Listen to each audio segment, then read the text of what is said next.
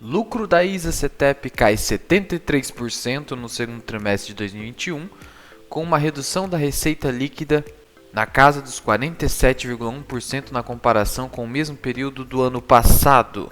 Será que esse resultado da Transmissão Paulista foi tão ruim assim como o mercado está publicando aí nas notícias? E outra, será que eu vendi minhas ações por isso? Você é investidor de Transmissão Paulista, deve temer essa retração de resultados apresentados no segundo TRI?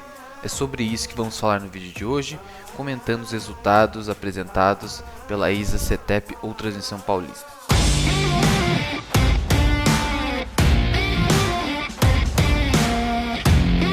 Salve!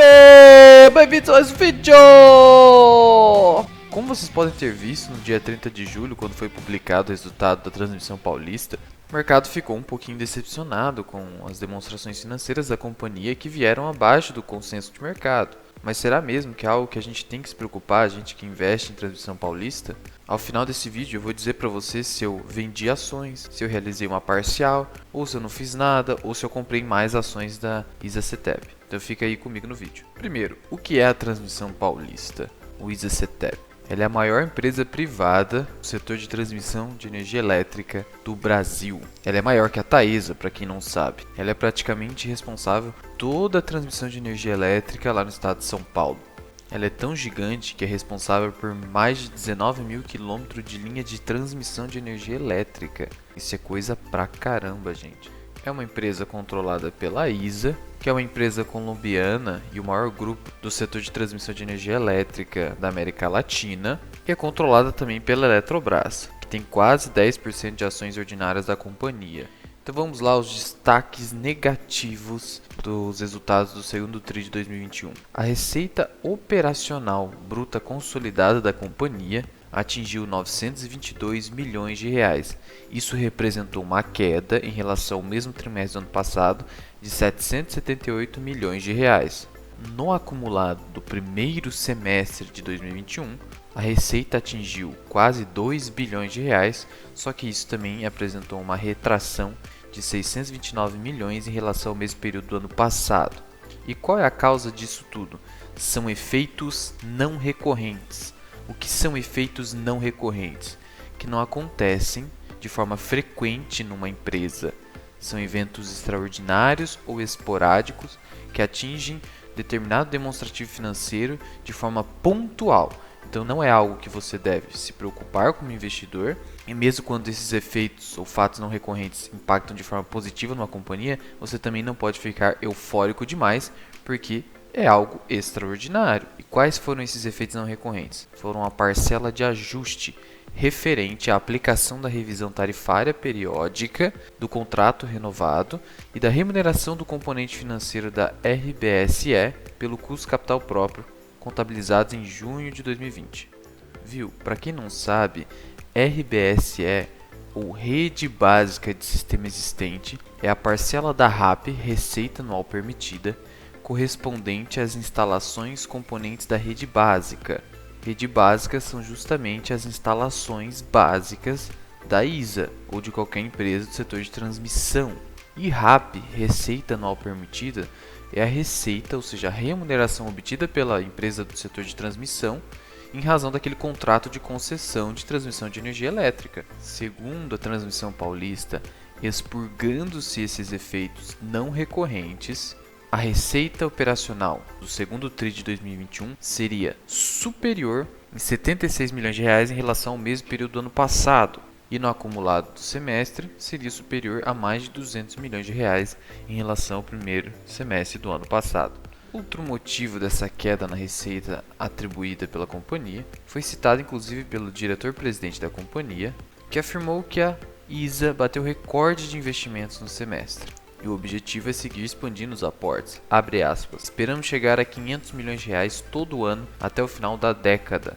Essa é uma dimensão que segue crescendo. Então, outro motivo são os recordes nos investimentos que estão sendo feitos pela ISA. Em relação ao EBITDA, houve uma redução de 58,4% em relação ao mesmo período do ano passado. Obviamente, se a receita operacional caiu, isso também impacta no EBITDA. Mas igualmente, tudo decorre de efeitos não recorrentes. Ainda assim, apesar disso tudo, o EBITDA ajustado da companhia vem sendo crescente, totalizando 1,4 bilhão de reais no primeiro semestre de 2021, representando uma alta de mais de 20% se comparado ao mesmo período do ano passado. Quanto ao resultado financeiro, à primeira vista ele também foi bastante negativo, porque ele representou um aumento de despesa de 110 milhões de reais se comparado com o mesmo período do ano passado. No acumulado do semestre, foram mais de 170 milhões de reais em relação ao mesmo período do ano passado.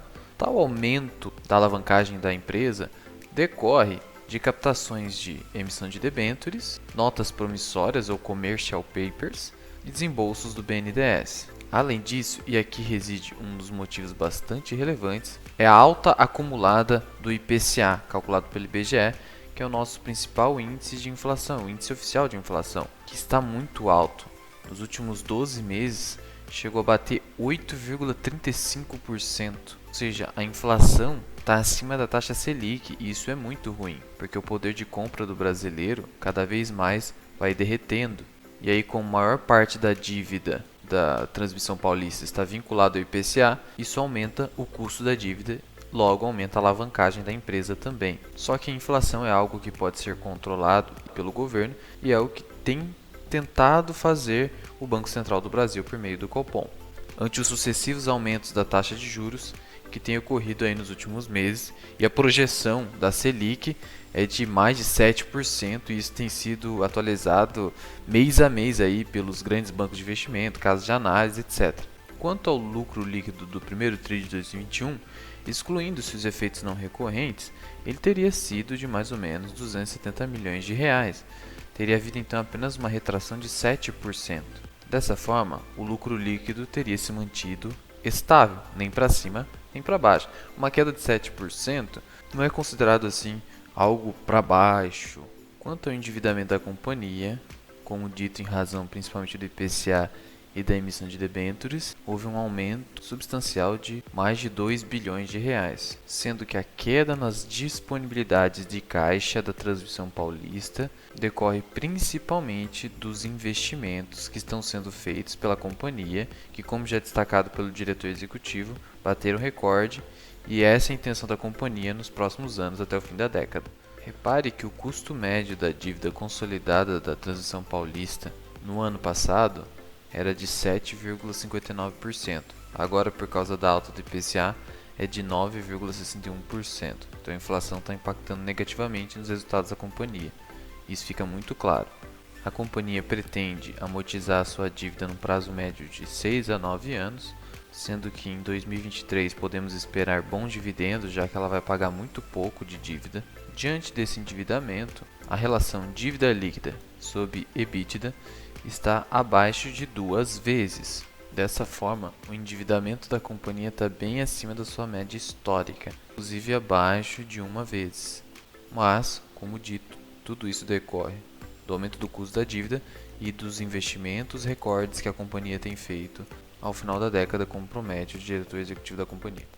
Em relação aos proventos ou dividendos da Transição Paulista, o Estatuto Social da companhia prevê o dividendo mínimo obrigatório de 25% do lucro líquido ou o valor de 359 milhões de reais, o que for maior entre esses dois fatores. Só que a partir de junho de 2018 tem uma regrinha que foi aprovada pela companhia de que o payout mínimo que ela vai pagar é de 75% do lucro líquido regulatório, desde que a alavancagem máxima seja de 3 vezes dívida líquida sobre EBITDA. Como a gente verificou que a relação dívida líquida sobre EBITDA está abaixo de 2 vezes inclusive, apesar de todo o aumento de alavancagem da empresa, isso significa que, em relação aos dividendos, a ISA continuará pagando regularmente o que ela vem pagando aí nos últimos meses. Os últimos dividendos pagos aí pela companhia foram na casa dos 331 milhões de reais, correspondentes a 50 centavos por cada ação, seja preferencial ou ordinária, sendo que a data com foi dia 6 de julho, a data ex 7 de julho e a data do pagamento dia 15 de julho. Particularmente, como na data com eu tinha 600 ações de Transição Paulista, eu recebi ali meus dividendos de R$ 301. Reforçando os investimentos da companhia, verifica-se que elas investiram mais de 343 milhões de reais no segundo trimestre de 2021. Então elas investiram mais do que pagaram de dividendos, isso é muito bom, representando um aumento de 60 milhões de reais em relação ao mesmo período do ano passado. E no acumulado semestre foram mais de 600 milhões de reais investidos. E a companhia destaca que essas variações e esses aumentos nos investimentos decorrem de reforços e melhorias devido a novas autorizações e avanços nas obras dos projetos Greenfield, especialmente projetos Itaúnas, Biguaçu e Ivaí. A companhia busca aumentar o volume de investimentos para o segundo semestre de 2021, com projeção de pouco mais de 1,5 bilhão para o ano de 2021. E vocês sabem, quanto mais investimentos a companhia faz, maior no futuro será a sua receita anual permitida, que decorre dos contratos de concessão, e para aumentar contratos de concessão você precisa investir em mais torres de transmissão. Lembrando que o setor de transmissão de energia elétrica é o mais seguro entre os subsetores de energia elétrica, por ter uma maior previsibilidade de caixa, decorrente justamente desses contratos de concessão, que geralmente são longos e permitem uma boa alavancagem por essas empresas, que possuem margens espetaculares. A margem EBITDA da ISA é acima de 80%. Isso dá muita segurança para o investidor e para a própria empresa, e permite uma maior distribuição de dividendos, que é o que eu sei que você gosta, assim como nós da Mirai gostamos. Importante destacar aqui, ainda falando sobre os investimentos em Transição Paulista, que houve a conclusão da aquisição da linha Piratininga-Bandeirantes por 1,6 bilhão de reais.